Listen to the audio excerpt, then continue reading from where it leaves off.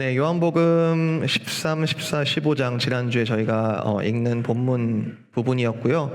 지난주에 말씀 묵상을 하시면서 여러분이 느끼셨을 텐데요. 요한복음 13장부터는 요한복음 앞부분하고는 좀 분위기가 많이 다릅니다. 요한복음 앞부분에서는 예수님께서 여러 군데를 다니시고 거기서 어떤 일들을 행하시고 또 이제 대화들을 나누시는 부분들도 있지만 주로 제자들 쪽보다는 예수님을 반대하는 또는 예수님께 이렇게 날카로운 좀 가시돋친 그런 뉘앙스로 예수님께 막 질문을 하는 사람들 그런 대화들이 이제 많이 기록이 되어 있는 반면 요한복음 13장부터는 조금 이제 뭔가 느낌도 다르고 뭐 예수님께서 좀 이어서 쭉 얘기하시는 부분들도 있고 좀 그렇죠. 시간적으로 보면은 13장부터는 예수님께서 그동안 말씀해 오신 인자가 영광을 받을 때, 인자가 영광을 받게 되는 그때 이제 곧 십자가에 달리시는 그 장면으로 이제 13장부터 쭉 이제 이어지게 됩니다.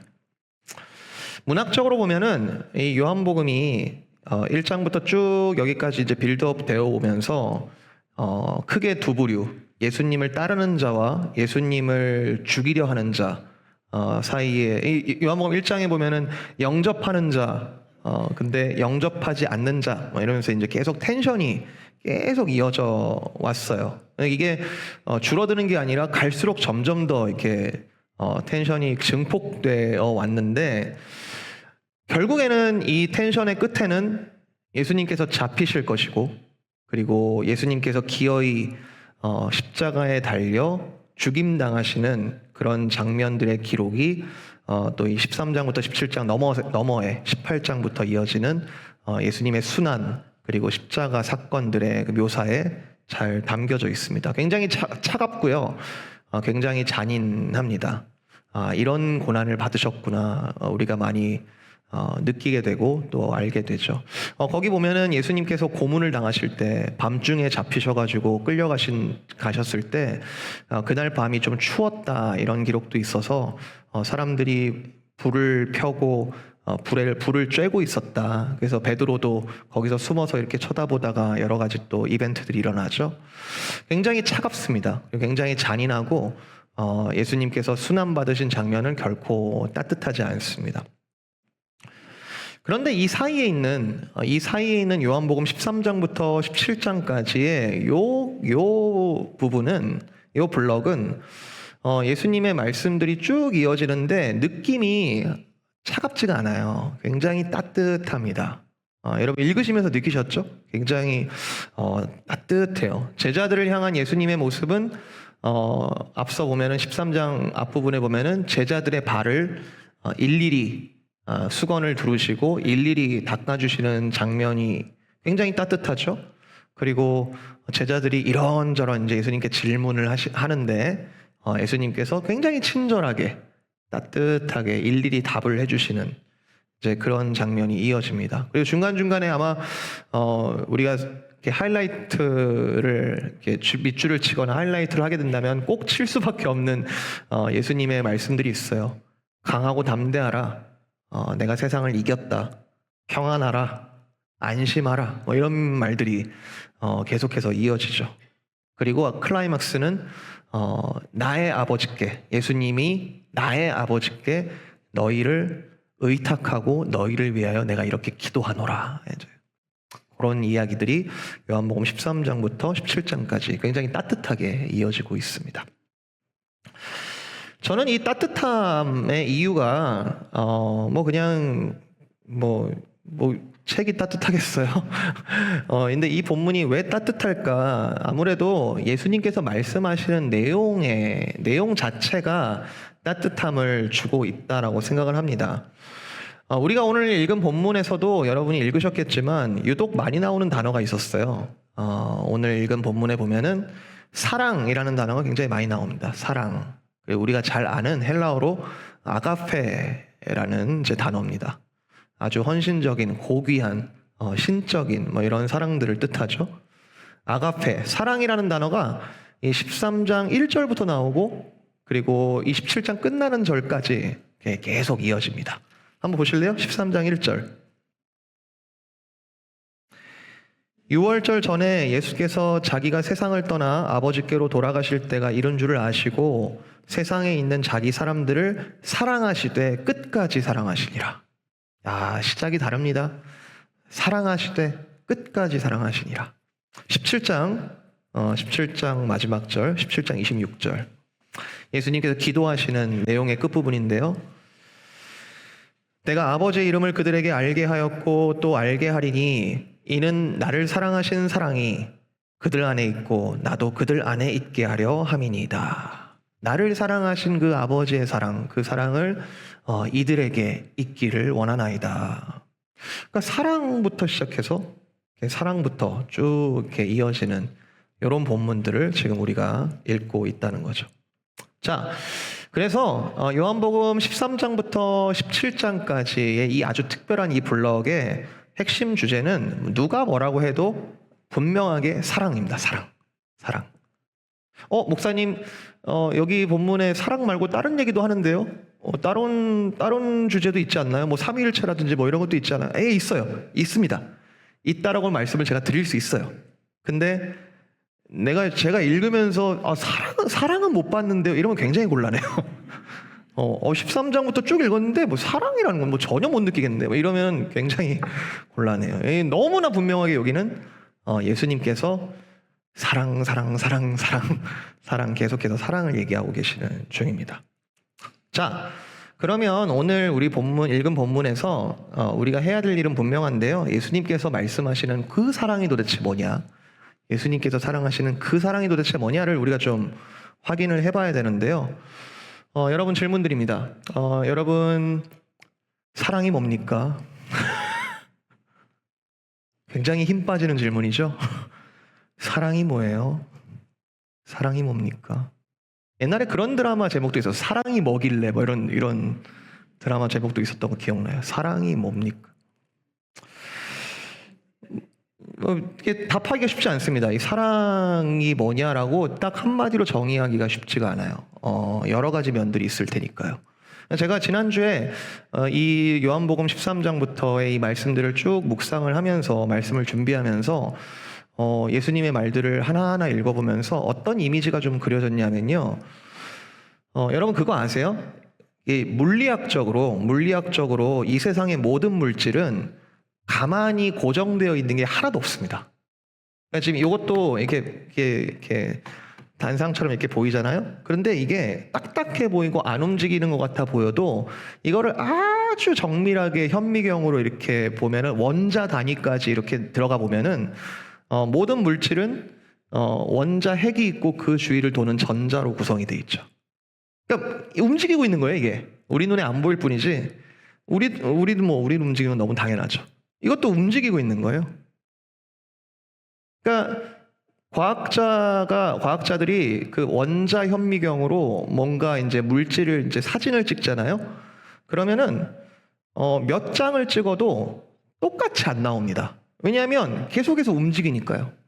이 전자가 계속해서 움직이기 때문에 몇 장을 찍어도 이것은 무엇이다, 이것은 이렇게 생겼다라고 말하기가 굉장히 어렵습니다. 정적이지 않아요. 동적이에요. 다이내믹해요. 예수님께서 여기서 말씀하시는 사랑도 정적이지가 않습니다. 이렇게 예수님께서 여기서 말씀하시는 이 사랑도 이거구나라고 얘기하기가 쉽지 않을 정도로 굉장히 다이내믹합니다. 예수님께서는 만약에 예수님께서 사랑이 이것이다라고 말하는 순간 사랑이 또 움직여요. 사랑은 이것이다라고 얘기하는 순간 또 사랑의 다른 면으로 또 움직여요. 읽어보시면 여러분 느끼셨을 거예요. 예수님의 말씀이 전환이 상당히 빨라요. 갑자기 그러니까 나의 아버지의 사랑에 대해서 막 얘기하시다가 갑자기 뭐 너희를 사랑하신다, 뭐 갑자기 이렇게 방향이 확 바뀌고요. 그러다가 좀 있다가는 또 성령님에 대해서 같은 사랑을 계속 얘기하시는 중인데 뭔가 내용의 그 사랑에 대한 내용이 계속해서 바뀝니다. 사실 우리한테도 사랑이 뭐냐라고 얘기를 해보라 그러면은 쉽지가 않고 우리도 애를 써도 단면만 얘기하고 있을 거야 아마. 그래서 역사상 사랑 노래가 얼마나 많습니까? 수만 개, 수천 개, 수백만 개, 뭐 엄청나게 만들 거예요. 근데 오늘도 사랑 노래는 만들어지고 있어요. 왜냐? 이 사랑을 아무도 확실하게 이것이다라고 정의할 수 없으니까. 너무나 많은 면을 포괄하고 있고, 그렇지만 너무나 중요한 문제기에 사람들은 아직도 사랑 노래를 만들고 있는 중인 거죠. 그런데도 사랑은 하나만 얘기하면 분명히 왜곡돼요. 그러니까 사랑은 이런 게 사랑이야, 따뜻한 게 사랑이야. 여러분, 아버지의 사랑과 어머니의 사랑만 해도 다르잖아요. 그죠? 아버지의 사랑과 어머니의 사랑만 해도 다른데 한 면만 얘기를 하면 또 뭔가 좀 놓치고 있는 것 같고, 사랑이 도대체 뭐지? 제가 지금 사랑에 대해서 설교를 하는 게 얼마나 부담스러운지를 지금 얘기하고 있는 거예요. 지금 예수님이 사랑을 얘기하시니까 지금 말씀은 전해야 될 것 같은데, 사랑을 얘기한다는 게 너무나 어려운 얘기라서 그래요. 제가 오늘 이 하나님의 사랑에 대해서 저도 고정적인 어떤 이렇게 사진을 찍어가지고 여러분에게 이게 사랑입니다라고 얘기하기보다는 아예 좀 세 가지 관점으로, 사랑에는 최소한 세 가지 관점이 있다라는 방식으로 조금 예수님의 말씀을 나눠보려고 하는데요. 이것을 위해서 웨스트민스터 신학교 전통에 있고 개혁주의 조직 신학자인 존 프레임의 다중관점, 멀티 퍼스펙타이블리즘, 이거를 좀 틀로 좀 사용을 해보려고 합니다. 한번 보여주실래요? 이게 뭐 어떤 신학적으로 어떤 렌즈다, 어떤 안경이다, 뭐 이런 거를 제가 처음부터 다 설명할 필요는 없을 것 같아요, 오늘 이 시간에. 이게 뭐 규범적이다, 상황적이다, 실존적이다, 여기서 설명을 할 필요는 없는데, 여러분이 끝에 있는 세 가지 단어만 봐도 이게 뭐구나라는 이제 감이 좀 오실 것 같아요. 사랑에는 세 가지 관점이 있다, 세 가지 면이 있다. 하나는 사랑을 구성하는 요소 중에 하나는 충성이다. 충성. 다른 말로는 헌신, 뭐 충실함, 신실함, 뭐 신뢰, 뭐 이런 것들이 있을 수 있을 것 같아요. 충성. 그리고 또 하나는 사랑은 행동하는 게 사랑이다. 행동이 필요하다. 그죠? 행동이라는 면도 있습니다. 그리고 또 사랑은 아주 직접적으로 느낄 수 있는 애정, 감정 같은 면도 분명히 있을 겁니다. 최소한 이거 말고 더 있을 수도 있어요. 근데 최소한 이 세 가지의 관점이 다 있어야 사실 진짜 사랑이라고 할 수 있을 것이다. 자, 이 세 가지 관점 중에 아마 여러분에게 가장 익숙한 면은 애정일 것 같다라는 생각이 듭니다. 애정. 느낌이죠, 느낌. 사랑이라는 것은 달콤하고 굉장히 사랑스럽고 정말 이렇게 때묻지 않은 갓난아이를 안으면 그 자체로 느껴지는 사랑스러움이랄까? 뭐 이런 느껴지는 게 있잖아요. 더 기쁘고 더 갈망하고. 제가 영어는 잘 모르겠는데 한국어로 사랑해, 어떤 대상에 대해서 사랑해라고 얘기를 하면은 저는 그래요. 1차적으로는 애정이 느껴지거든요. 사랑해라고 한다면. 물론 이제 애정만은 아니죠. 사랑의 애정만 아니지만 1차적으로 우리가 사랑한다, 사랑합니다라고 한다면 뭔가 느껴지는 게 있다는 거죠. 근데 사랑이 애정만은 아닐 겁니다. 방금도 얘기했지만 사랑이 사랑다워지는 데에는 액션이 필요합니다. 사랑의 행동이 필요하죠. 지속적으로 사랑의 말들이 필요하죠. 우리가 아무리 부부라고 해도, 부부가 이렇게 좋은 영원한 언약을 맺었다 하더라도 계속해서 사랑의 행동이 어떤 사랑을 유지하는 동력이 됩니다. 실제적인 스킨십 같은 것들도 사랑의 중요한 액션 중에 하나입니다. 자기 돈을 써서 선물을 주는, 그래서 어떤 헌신적인 그 돈을 써서 선물을 한 걸 받으면 굉장히 감동받잖아요. 왜냐하면 그 사람이 나에게 한 그 사랑의 행동 때문에 내가 사랑을 느끼죠. 사랑의 행동이 굉장히 중요합니다. 그러니까 생각해 보시면 짝사랑 같은 거 있잖아요. 짝사랑이 감정은 막 이마만큼 있는데 행동을 못 하니까 죽겠는 거예요. 너무너무 사랑하는데 행동은 못 하겠고, 그러니까 이제 죽겠는 거예요. 그리고 스킨십이라는 게 우리가 얼마나 강력합니까? 제가 고등학교 때 이제 기숙사에서 3년 동안 이제 제 친구들하고 진짜 동고동락을 했거든요. 먹고 자고 같이 싸우고 공부하고 막 하여튼 동고동락을 했는데 굉장히 희한한 친구가 하나 있었어요. 이 친구는 다 좋아해요. 우리 남자 기숙사에서 이 친구의 말은 다 들어주고, 이 친구가 얘기를 하면은 다 이렇게 끄덕이고, 이 친구를 싫어하는 사람을 본 적이 없고, 그래가지고 우리가 하도 잘생긴 것도 아니고, 그렇다고 뭐 떡볶이를 많이 사주는 것도 아닌데, 왜 이렇게 얘가 사람들 다 좋아할까? 한번 연구를 해봤어요. 연구를. 도대체 얘는 뭐가 있길래? 알고 보니까요, 얘는 말을 할 때마다 사람을 만져요.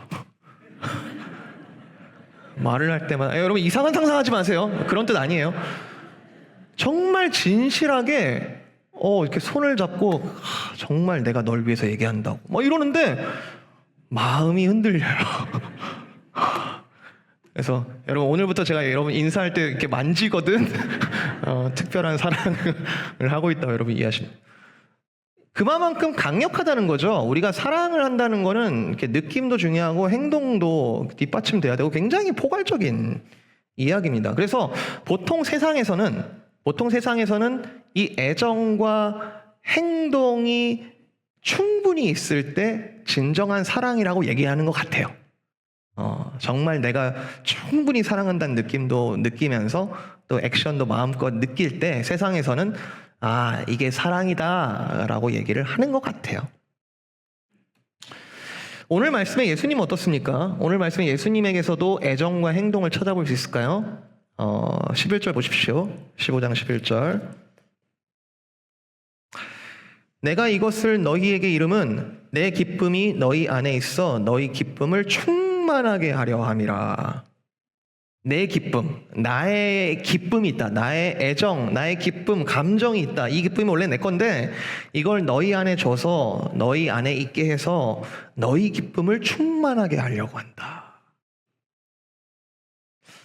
여러분 성경을 읽으시면서 하나님한테서 한 번도 내가 사랑의 감정을 느껴보신 적이 없다라고 하신다면 진짜 유감입니다. 어떻게 해야 될지 모르겠어요. 왜냐하면 하나님께서는 우리를 사랑하신다고 하실 때는 이 애정이 분명히 들어가 있거든요. 하나님은요, 창세기 1장부터 세상을 창조하시면서 빛이 있으라 하면서 첫째 날부터 다 만들어 놓으시고 이것을 기뻐하셨다라고 하셨어요. 그러니까 너무너무 감격스럽고 너무너무 애정 넘치고 그냥 뭐 오늘 할 일 했다. 자, 다음 날 뭐 이게 아니에요. 만들어 놓으시고는 그것을 기뻐하셨대요. 기뻐하셨다. 첫째 날도 기뻐하시고 둘째 날도 기뻐하시고 셋째 날도 기뻐하시고 클라이막스가 뭡니까? 여섯째 날에 자신과 닮은 자기와 닮은 하나님을 닮은 남자 여자를 창조하시고 그들을 심히 기뻐하셨다. 그러니까 벅찬 거예요. 이 인간을 만들어 놓고는 너무너무 기쁜 거죠. 애정이 막 넘치는 거예요. 그냥 우리 뭐 눈에 하트가 막 그러니까 하나님께서 우리를 사랑하신다라고 할 때는 이 애정이 포함되어 있는 거죠. 우리가 신앙생활을 하면서 심지어 십자가를 지고 우리가 갖은 고난 속에서도 우리가 예수님과 동행을 한다라고 했을 때는 그 가운데 하나님의 애정이, 하나님의 기쁨이, 하나님의 그 사랑이 우리 가운데 함께 있는 게 분명한데 우리가 한 번도 그걸 느끼지 못했었다면 그걸 뭐라고 표현할까요? 그걸 노란불이라고 해야 될까? 빨간불이라고 해야 될까? 잘 모르겠어요. 내 기쁨을 너희에게 충만하게 한다. 예수님은 또 행동도 있습니다. 행동. 예수님은 말로만 하지 않아요. 예수님 행동이 있습니다. 13절. 사람이 친구를 위하여 자기 목숨을 버리면 이보다 더 큰 사랑이 없다. 사람이 친구를 위하여 자기 목숨을 버리는 게 가장 큰 사랑의 액션이다. 가장 큰 사랑의 행동이다.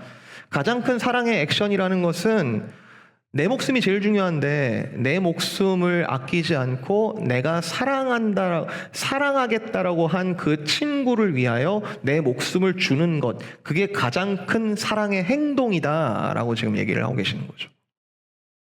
근데 15절 보면요. 15절 보면은 이제부터 너희를 종이라 부르지 않겠다. 이제부터는 너희를 친구라고 부르겠다. 우리가 예수님을 친구하고 싶어도 친구할 수 없습니다.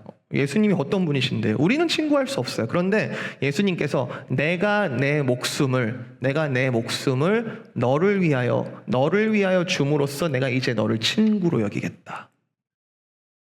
사랑의 행동이죠. 사랑의 행동이죠.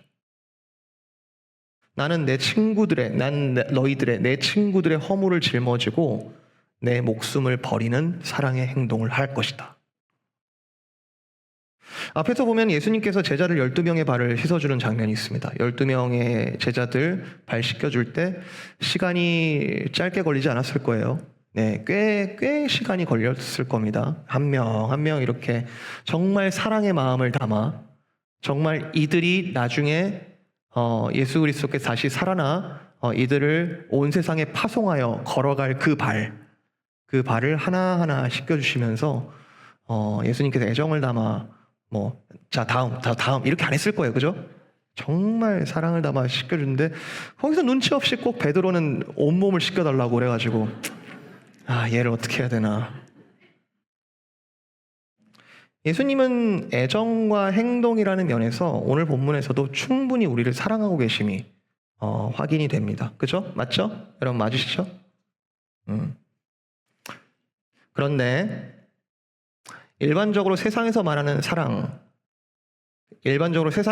그 사랑과 하나님께서 우리에게 말씀하시는 참 사랑에 대해서는 큰 차이점이 있는 것처럼 보입니다. 세상에서는 사랑이라는 것을 이 점에 대해서 완전히 놓치고 있다라고까지는 말하기 어렵지만 상대적으로 세상에서 말하는 사랑은 행동과 애정에 치우쳐져 있는 것처럼 보여요. 행동과 애정이면 그만이다. 충분한 행동과 충분한 애정만 있으면 그게 사랑이 아니냐. 하지만 그리스도인들의 사랑에는 중요한 면이 하나 더 있습니다. 그것은 충성이라는 면이에요. 충성. 사랑은 충성스럽죠. 최근에 제가 비틀즈 그러니까 20세기 최고의 뮤지션이라고 얘기하는 비틀즈의 역사에 대해서 좀 컨텐츠를 통해 좀 보게 됐어요. 그저께 서울에서도 BTS 공연이 있어가지고 난리였죠. 한국에 난리였고 일시적으로 제가 그런 얘기도 들었어요. 일시적으로 항공료가 폭등해가지고 금요일에 항공료가 몇천 불이었대요. 그날 당일만. 야, 그 아미 뭔지 아시나? 예, 아미가 그 BTS의 팬클럽 이름이거든요. 그 아미들의 애정. 우리 오빠들을 보겠다고. 그 아미들이 전 세계 곳곳에서 그 비행기를 타고 그 서울 광화문까지 와가지고 거기에서 이렇게 그 콘서트 딱 1시간 했던데. 그 사랑의 행동. 그 애정. 역사상 최초의 아이돌 그룹이 비틀즈래요. 비틀즈. 근데 그 비틀즈가 매스미디어가 발달하면서 전 세계적인 인기를 얻으면서 아주 전 세계적으로 엄청난 영향을 끼쳤던 전설적인 뮤지션이죠. 그 비틀즈의 음악이 아직도 많이 회자가 됩니다. 참 너무 아름다운 음악들이라. 그래서 음악 스트리밍 서비스인 스포티파이 거기에 이제 비틀즈 음악을 어느 세대가 많이 듣는가 이렇게 조사를 해보니까 현대에도 10대, 20대가 30% 이상 전체 세대 중에 30% 이상 듣고 있다. 그러니까 그만큼 너무 아름다운 음악을 만든 거죠. 너무너무 좋은 음악을 만든 거죠. 근데 이제 비틀즈가 8년 만에 해체를 했는데 말년이 그렇게 아름답지는 않습니다. 마약에 연루됐고 또 불륜과 이혼 문제가 있었고 또 팀이 이렇게 아름답지 않게 분열되는 말 그대로 그냥 찢어지는 그런 이야기가 있었어요. 그럼에도 우리가 사랑 노래를 계속해서 이 세상에 불러야겠다 하면서 우리가 자유와 사랑을 계속 노래하자 우리에게는 사랑이 있다 하면서 노래하자. 그래서 팀이 해체할 때 발표한 노래가 Let It Be라는 노래죠. 그 유명한 Let It Be. 냉전 시대, 전쟁이 가득한 그 시대 가운데 정말 사랑이 없는 것에 이골이 난, 사랑이 없는 것에 아주 정말 이렇게 진력이 난 그 사람들에게 많은 위로가 된 노래라고 알려져 있습니다. Let It Be, Let It Be. 내버려둬라. 있는 그대로 사랑하자. 있는 그대로 우리가 걸어가자. 각자 하고 싶은 대로, 각자 느끼는 대로, 각자 할 수 있는 대로 사랑하자. 그게 바로 사랑이다. 여러분, 아닙니다. 그리스도인의 관점에서 우리가 하나님의 사랑을 이야기할 때는 Let It Be는 아니에요. 사랑은 참되고 옳은 것을 붙잡는 저 규범적인 충성이라는 것을 반드시 포함합니다. 내가 최선을 다해 사랑하다가 상황적으로 이제 더 이상 못하겠어. 이제 못하겠다. 그만하자. 번아웃 왔네. 못하겠다. 내가 이젠 느낌이 없어. 감정이 없어. 감동이 없어. 이제 더 이상 못하겠다. 그게 아닙니다. 여러분, 하나님의 사랑은 충성스럽게 우리를 계속해서 사랑하고 계시고, 충성스럽게 아들을 기어이 십자가에 달리게 하셨으며, 충성스럽게 오늘도 사랑하고 계시는 중이에요. 하나님의 사랑은 그 어느 것도 그리스도의 사랑에서 끊을 수 없느니라. 왜요? 하나님께서 충성스럽게 우리를 사랑하고 계시기 때문에 그렇습니다. 상황에 맞춰서 우리를 사랑하신 게 아니에요. 우리를 그냥 느낌대로 이랬다 저랬다 사랑하시는 게 아니에요.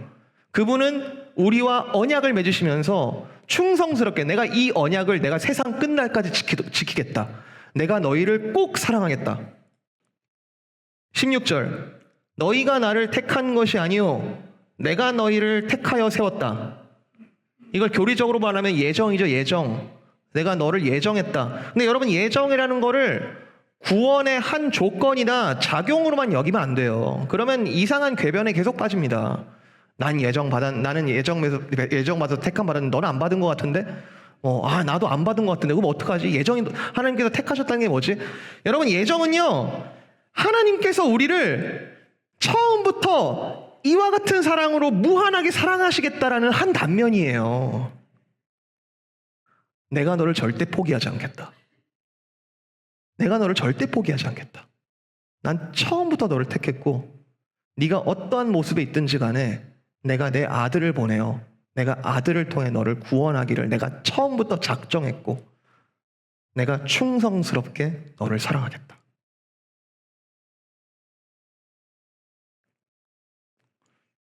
우리는 가지죠. 가지예요. 예수 그리스도라는 포도나무에 붙어있는 가지입니다.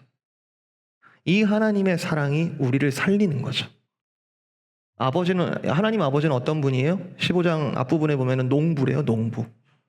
이 포도나무를 너무너무 사랑하시는, 내가 직접 심으신 아버지. 그런데 거기에 붙어있는 모든 가지들에 어떤 열매가 맺힐지를 기대하시면서 오늘도 충성스럽게 가꾸시는 사랑의 농부 아버지. 하나님은요, 우리에게 충성을 요구하시기 전에 먼저 우리에게 충성을 다해 사랑하시는 분이세요. 저는 바로 이 지점이 세상의 질문과 맞닿아 있다고 생각합니다. 행동과 애정에 치우쳐져 있는 세상의 사랑은 그 자체로 완전할 수가 없고 그 자체로 불완전하기 때문에 오늘도 참사랑이 뭔지를 계속해서 찾으면서 헤매고 있습니다. 아마 그 세상에서 교회를 향하여 이런 질문을 할 거예요. 야, 내가 찾다가 사랑이 뭔지 지금 여기까지 왔는데 내가 교회에 묻는다. 하나님이 정말로 우리를 사랑하시니? 정말로 하나님이 우리를 사랑하시든? 몇 명만? 아니, 하나님이 정말로 세상을 사랑하시는 거 맞아? 여러분 잘 아시는 말씀이죠. 요한복음 3장 16절. 하나님이 세상을 이처럼 사랑하사 독생자를 주셨으니 이는 그를 믿는 자마다 멸망하지 않고 영생을 얻게 하려 하심이라. 하나님이 그 아들을 세상에 보내신 것은 세상을 심판하려 하심이 아니요 그로 말미암아 세상이 구원을 받게 하려 하심이라. 하나님은 그때그때 자기가 이랬다 저랬다 마음 내키시는 대로 행동하시는 분이 아니다. 하나님은 그때그때 느낌대로 우리가 사랑스러우면 사랑하시고 우리가 사랑스럽지 않으면 버리시고 이런 분이 아니다. 그는 세상을 이처럼 사랑하사 독생자를 주시는 아주 신실한 방법으로 우리를 사랑하셨고, 그를 믿는 자, 그 안에 있는 자, 그에게 접붙여지는 자, 그들은 나의 사랑 안에 있으리라.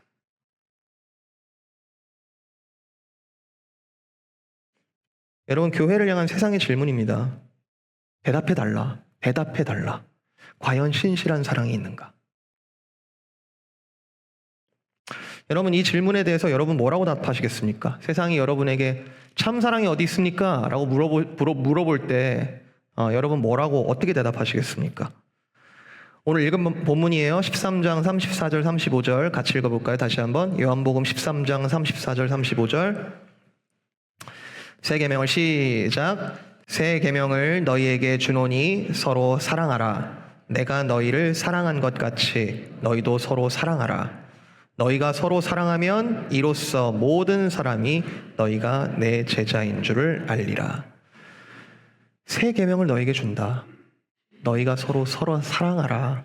그 사랑 안에 하나님께서 이와 같이 사랑하시는 일을 너희를 통해 보여주시리라. 여러분, 우리는 그런 질문을 계속 받고 있습니다. 도대체 사랑을 보여달라. 우리에게 사랑을 보여달라. 세상에 사랑을 보여달라. 라고 질문을 받을 때 우리는 하나님 좀 보여주세요. 라고 생각을 그동안 하고 있었을지 모르겠지만 오늘 말씀에 의하면 하나님께서는 나를 통해 세상에 그 사랑을 보이겠다라고 하고 계시는 거죠. 나를 통해, 너를 통해. 서로 사랑하라. 그리하면 너희가 내 제자인 줄, 정말로 이 사랑에 붙어있는 자인 줄을 알게 될 것이고 세상이 이 사랑을 알게 되리라. 그러니까 순서가 이래요. 하나님이 우리를 사랑하셨다. 1번, 하나님이 우리를 사랑하셨다. 충성스럽게 언약적으로, 그리고 하나님께서 하실 수 있는 최고의 사랑의 행동으로, 그리고 하나님께서 보이시는 그 크신 아주 벅찬 그 애정으로 우리를 이렇게 사랑하셨다. 2번, 그러면 이 사랑 안에 거할 때 우리도 충성스럽고 행동에 애정이 넘치는 이 사랑 안에 우리도 들어간다. 3번, 그런데 이 사랑은 최종 목적지가 우리 자신에게 향하지 않고 사랑은 본질적으로 타자를 중심적으로 흐르기 때문에 진짜 참 사랑을 만난 우리의 사랑의 방향은 다시 하나님을 향하고 우리의 이웃을 내 몸과 같이 사랑하게 된다. 이게 요한복음 13, 14, 15, 16, 17장의 요약이면서 사실은 성경 전체에 우리를 향하신 하나님의 뜻입니다. 예수님께서 우리에게 하신 계명은 딱 하나예요. 너희는 서로 사랑하라. 여러분, 이게 계명이에요. 이거 되게 중요한 포인트예요. 사랑은요, 계명이에요. 사랑은 우리가 행동할 만한 힘이 있을 때 행동하는 게 아니고, 사랑은 우리가 느낌 오면 하는 게 아니고, 사랑은 계명이래요. 계명. 충성스럽게 우리가 하나님 앞에서 해야 될 계명이래요. 예수 안에서 거듭난 자에게 주신 단 하나의 계명이라는 거예요. 그래서 그럼에도 불구하고 예수 안에 있는 자는 사랑의 계명으로 살아간다는 거죠. 로마서 13장 8절. 피차 사랑의 빛 외에는 빛 외에는 아무에게든지 아무 빚도 지지 말라. 왜요?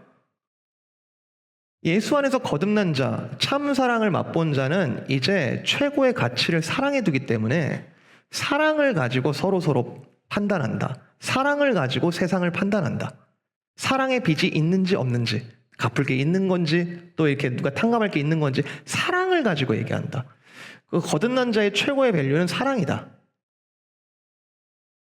사랑으로 측정하고, 지금 이 세상이 어떠한지 사랑으로 측정하고, 지금 이 세상에 얼마나 사랑이 없는지 거기에 대해서 슬퍼하며, 그리고 우리가 누리는 이 사랑이 얼마나 풍성한지 그걸로 기뻐하는 사람들이다.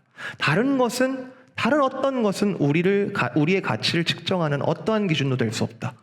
오직 사랑의 빛만 서로 줘라.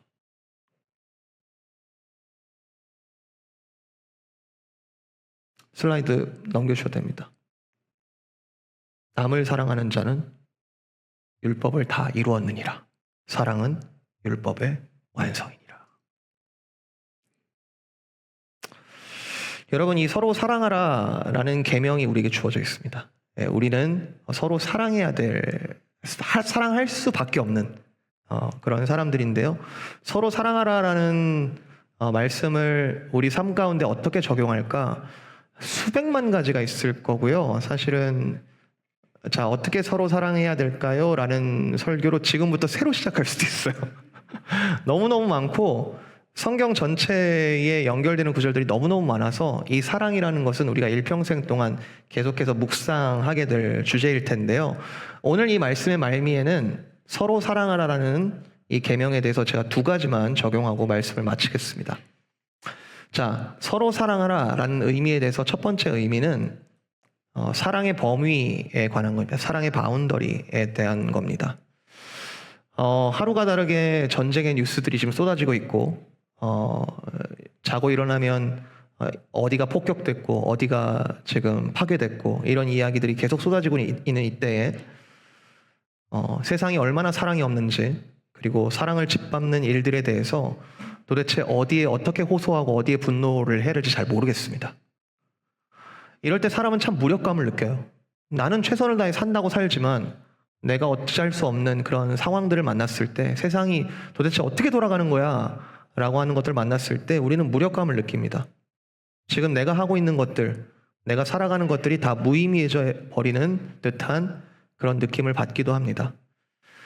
비틀즈의 Let It Be, 저 진짜 공감해요. 진짜 공감해요. 어떻게 할 수 없는 게 없으니까 그냥 이대로 가자, 이대로 맡기자, 그냥 되는 대로 가보자 라고 노래할 수밖에 없는 거죠.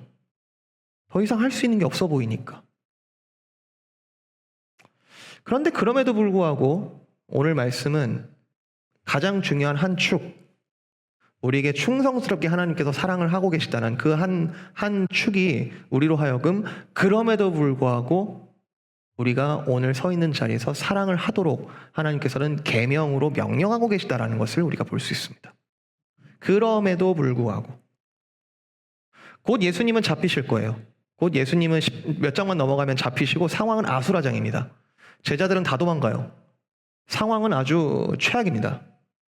느낌, 따뜻한 느낌 완전히 사라져요. 여기서 뭘 기대할 수 있을까? 그런데 예수님은 그 일이 오기 전 제자들을 먼저 사랑하사 제자들에게 이런 말씀들을 주고 계시는 거죠. 얘들아, 사랑하라. 이런 때가 올 건데, 이런 때가 올 수 있지만, 그런 때가 왔을 때 정신 못 차릴 수 있지만, 그러나 사랑하자. 제자들 스스로 아무도 그 사랑을 받을 수 없기에, 성령께서 도와주시지 않는 한 아무도 그 사랑을 받을 수 없기에 다 도망갔습니다. 정말로. 그래서 예수님께서 홀로 그 사랑의 짐을 십자가에서 홀로 지셨습니다. 요한복음 제일 마지막 장 21장에 예수님께서 베드로를 찾아오시죠. 베드로야, 다 실패한, 상황적으로나 감정적으로나 완전히 실패한 그 베드로에게, 베드로야, 그럼에도 불구하고 네가 나를 사랑하느냐? 예, 주님, 제가 주님을 사랑합니다. 제가 주님을 사랑하는 줄을 주님께서 아십니다. 그거면 됐다. 내 양을 먹이라. 내 양을 치라. 다시 한번 그 사랑의 계명이 메아리치죠. 나를 사랑하는 그 사랑으로, 내가 준 그 사랑으로 내 양을 먹이라, 내 양을 치라.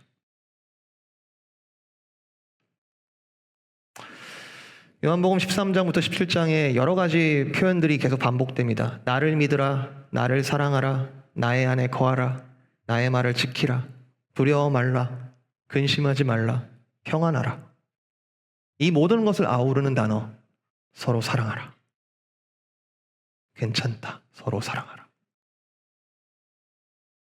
사랑의 범위, 그렇죠. 전쟁에 대해서는 어떻게 손써야 할지 모르겠습니다. 그저 기도할 뿐입니다. 그런데 하나님께서는 오늘도 그럼에도 불구하고 사랑하라는 계명을 우리에게 실천하도록 우리에게 가정과 교회를 주신 줄로 믿습니다.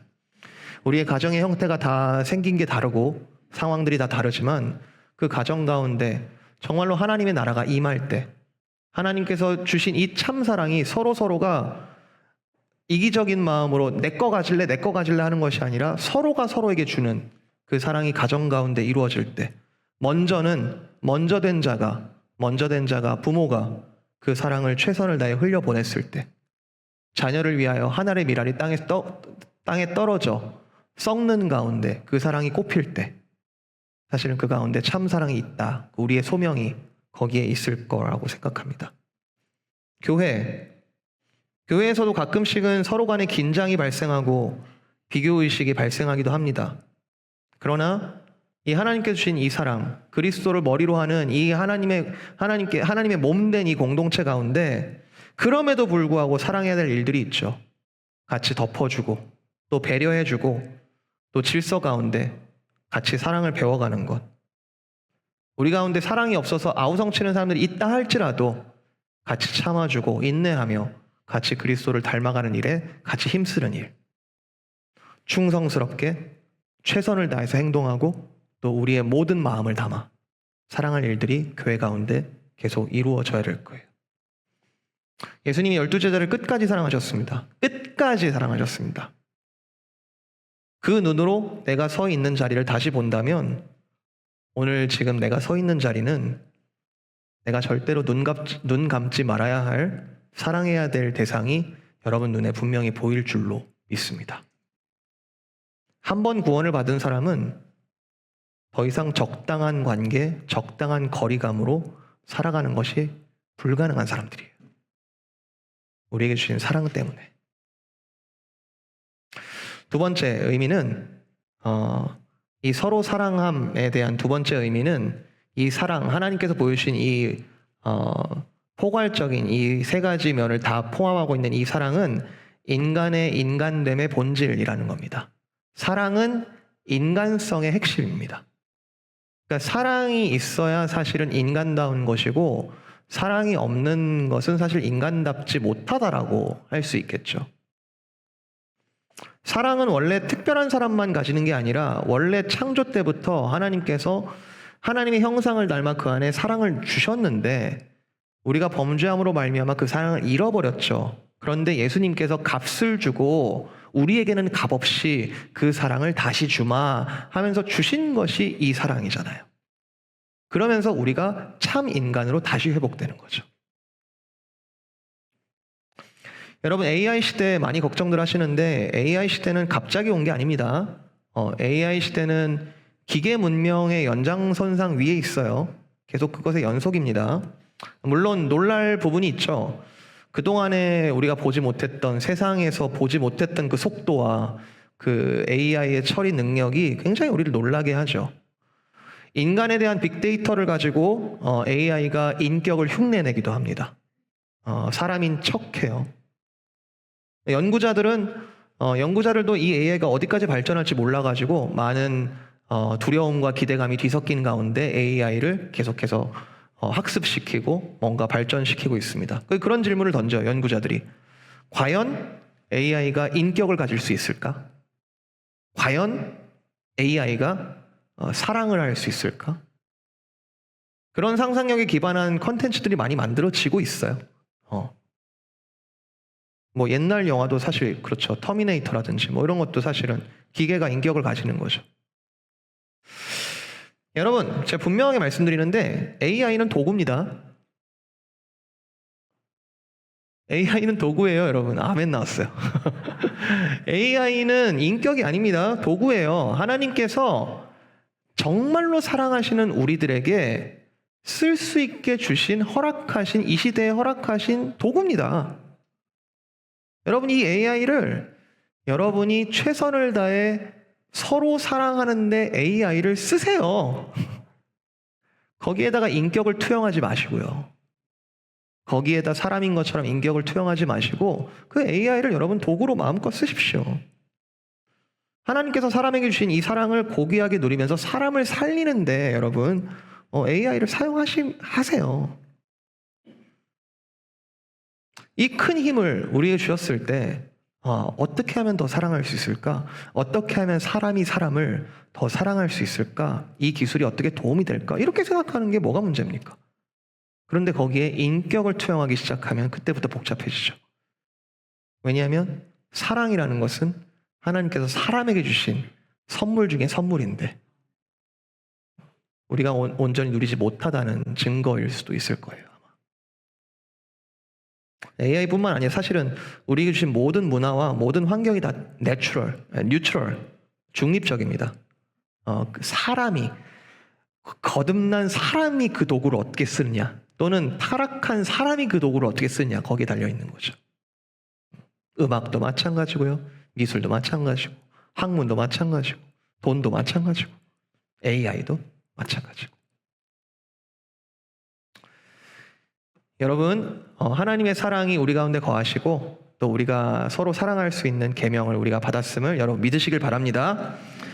오늘 사랑의 거대한 그림을 이렇게 약간 코끼리 다리만 만졌는지도 모르겠어요. 그렇지만 중요한 것은 우리에게 사랑하라라는 계명이 우리에게 주어져 있고, 끊임없이 그리스도를 사랑하는 그 가운데 우리가 더욱더 사랑할 수 있는 동력을 얻고 나아가게 된다라는 면을 예수님의 따뜻한 음성으로 여러분 받으시고, 또 그럼에도 불구하고 우리의 가정과 교회와 세상을 향하여 사랑 들고 나아가는 우리 모든 기쁨의 교회 성도를 되시기를 주님의 이름으로 축복을 드립니다.